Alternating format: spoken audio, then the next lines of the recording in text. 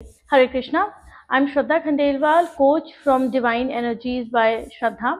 And I'm a person who completely believes in the power of gratitude, who completely believes that we live in a magical world. और हमारे gratitude देने से, हमारे thank you कहने से हमारे सपनों की दुनिया हमारी तरफ आ जाती है. And from where I have learned all this through books of Rhonda Byrne, जिसमें कुछ primary books हैं जैसे Magic, Power, Hero, Secret. तो आज हम थोड़ा सा सिनॉप्सिस देंगे आपको इस किताब के बारे में. Magic book by Rhonda burn, ये उसका हिंदी वर्जन है, जादू. तो ये किताब आपसे क्या कहती है?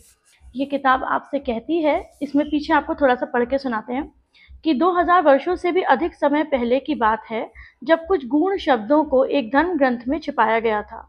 तब से लेकर आज तक उन शब्दों को जिन्होंने भी पढ़ा उन्होंने इसका गलत अर्थ समझा और वे दुविधा में पड़ गए. इतिहास में सिर्फ चंद लोगों को ही ये एहसास हुआ कि वे शब्द असाधारण थे, बल्कि एक पहेली जैसे थे. और एक बार जब आप इस पहेली को सुलझा लेते हैं, एक बार जब आप इस रहस्य पे से पर्दा हटा लेते हैं, तो आपकी नजरों के सामने एक नया संसार प्रकट हो जाता है. तो वह क्या पहेली थी जो रॉन्डा बर्न ने सुलझाई?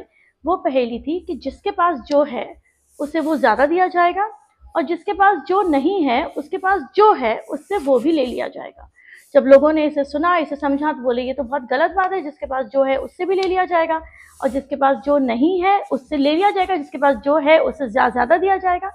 बट इसका मतलब था कि जिसके पास भी अपने पास चीजों के लिए ग्रैटिट्यूड है उसको वो चीज ज्यादा दी जाएगी, और जिसके पास भी अपने पास चीजों के लिए ग्रैटिट्यूड नहीं है उसके पास जो है वो भी उससे ले लिया जाएगा. अब चाहे वो आपकी हेल्थ हो, चाहे वो आपकी वेल्थ हो, चाहे आपके रिलेशनशिप्स हो, चाहे आपके लुक्स हो, या आपके पास जो धन है वो हो, अगर आप उन चीज़ों के लिए ग्रेटफुल नहीं हैं जो आपके पास हैं, तो वो चीज़ें धीरे धीरे करके आपके पास से चली जाएंगी. अब ये किताब हमारी 28 चैप्टर्स में डिवाइडेड है, और इसमें बहुत सारी मैजिकल प्रैक्टिसेस दी गई हैं जिन्हें आप फॉलो करके अपनी लाइफ में मैजिक को अट्रैक्ट कर सकते हैं. ये किताब आपसे ये भी कहती है कि आप अपने बचपन में जिस तरह से परियों में विश्वास करते थे, जादू में विश्वास करते थे, तो आपका जीवन सच में जादू ही हुआ करता था. और जैसे जैसे करके धीरे धीरे करके आप बड़े हो गए और जादू में विश्वास करना बंद कर दिया, और जादू आपके जीवन से ओझल हो गया. पर अगर हम टेक्निकली समझें तो हम एक जादुई दुनिया में रहते हैं. हम एक उड़ते हुए पत्थर पे रहते हैं जो एक बहुत बड़े यूनिवर्स का, एक बहुत बड़ी गैलेक्सी का हिस्सा है. तो अगर देखा जाए तो हमारे चारों तरफ जादू ही जादू है. हमारा ये जो हवा जिसमें हम सांस लेते हैं, ये ग्रह, ये सूरज, ये हमारा ये पृथ्वी का ग्रह, ये सब कुछ जादुई है, और हम इस जादुई दुनिया का हिस्सा हैं. बस हमें करना क्या है?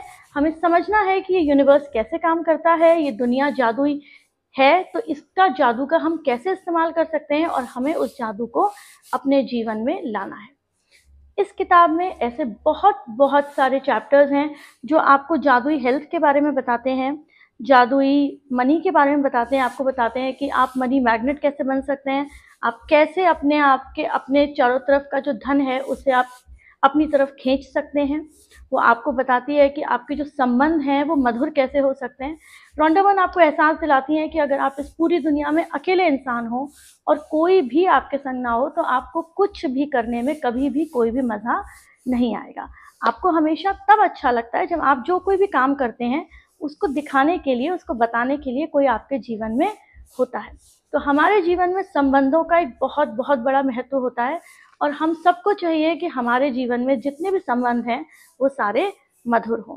इसके साथ साथ ये किताब आपको बताती है कि कैसे आप अपने आसपास के जो लोग हैं उनके लिए आप कैसे कृतज्ञता दें, और अपने आसपास के जो लोग हैं जिन्होंने आपका जीवन बहुत आसान बना रखा है उनके लिए कृतज्ञ हों.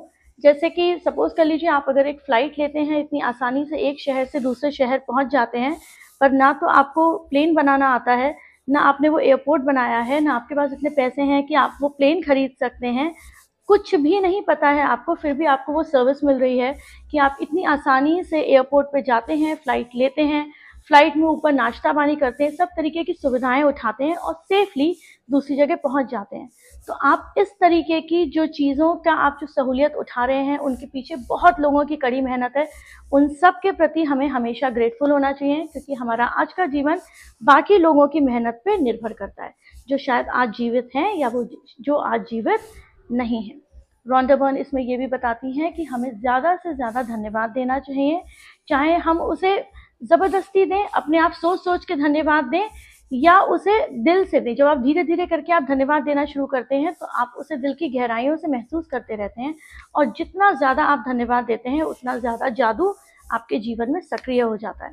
रॉन्डा बर्न ये भी कहती हैं कि एल्बर्ट आइंस्टाइन ने दिन में 100 बार से भी ज़्यादा बार धन्यवाद दिया, इसीलिए शायद इस दुनिया ने, इस जादुई दुनिया ने अपने राज उनके सामने खोल के रख दिए।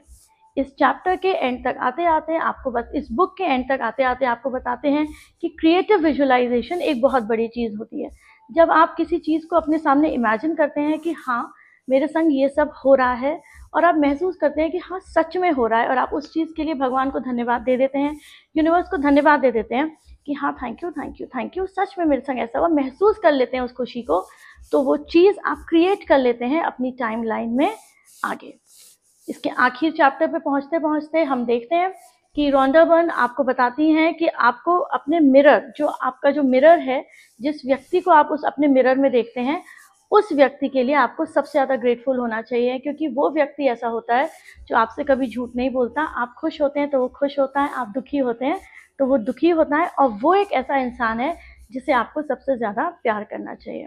अगर सपोज़ करिए आपके पास कोई चीज़ है जो आपको ही ज़्यादा पसंद नहीं है, तो दूसरे उस चीज़ को कैसे पसंद करेंगे? Same applies to you, same applies to the self love. अगर हम खुद अपने आप से प्यार नहीं करते तो कोई भी हमसे प्यार नहीं कर सकता।